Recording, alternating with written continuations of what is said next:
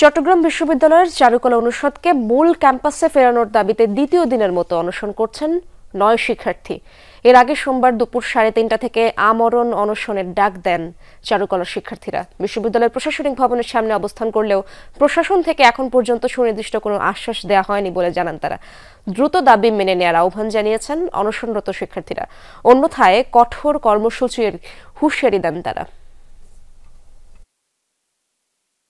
গত বছরের 23 ডিসেম্বর আমরা একটা কর্মসূচিতে যাই, তখন বিশ্ববিদ্যালয় প্রশাসন ঘোষণা দেয় যে ওনারা এই 1 এপ্রিল থেকে আমাদেরকে স্থানান্তর করবে। 21 দিন পরে এর মধ্যেও আমরা বিশ্ববিদ্যালয় প্রশাসনের সাথে যোগাযোগ করেছি, আবার অনেক সময় যোগাযোগ করে ব্যর্থ হয়েছি। আমরা যে 9 জন অনশন করছি, প্রয়োজনে আমাদের সংখ্যা আরো দ্বিগুণ হতে পারে, তবে আপাতত আমরাই অনশনে থাকছি। আমাদের দাবি আদায় হওয়া পর্যন্ত আমরা অনশনে থাকছি।